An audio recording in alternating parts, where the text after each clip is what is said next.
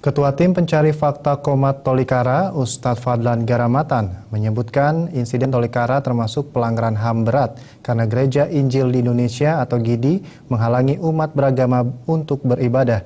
Oleh sebab itu, Presiden GIDI dinilai patut dijadikan tersangka.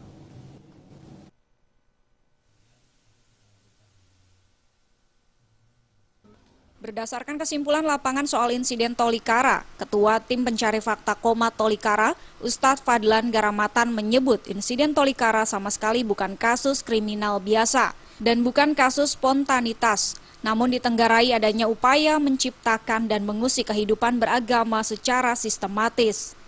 Dalam konferensi persnya di Jakarta, Fadlan meminta aparat hukum segera temukan dan mengadili aktor intelektual yang menandatangani surat edaran larangan pelaksanaan sholat Idul Fitri, guna rasa keadilan terhadap umat muslim di Papua bisa terpenuhi.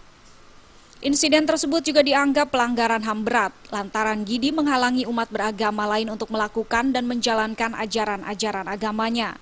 Selain itu, faktanya, massa GIDI yang berkumpul telah melakukan teror dengan melakukan pelemparan secara langsung kepada jamaah sholat Id ataupun dengan melemparkan batu ke atap kios yang membuat gaduh untuk membubarkan sholat Id, serta pembakaran rumah Ketua DKM Sarno yang jaraknya terhitung sangat dekat dengan masjid.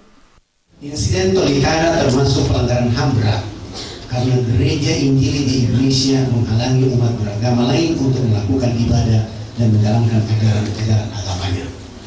Yang ketiga, Presiden Gereja Injil Indonesia patut dijadikan tersangka karena tidak memindahkan dan abai terhadap perintah yang dilakukan oleh Kapolres, sehingga insiden yang melukai umat muslim ini terjadi. Selain itu, Tim Pencari Fakta Qomat juga menemukan fakta terbaru soal surat yang dikeluarkan GIDI soal larangan perayaan Hari Raya Idul Fitri yang berujung pada pembakaran sebuah kios dan musola di Tolikara, Papua. Faktanya, surat tersebut ternyata tidak disampaikan ke Polres Tolikara. Namun surat tersebut ditemukan anggota Intel Polres, Bribka Kasrim di Pos Malio. Dari Jakarta, Linda Puspitasari dan Eko Yulianto melaporkan.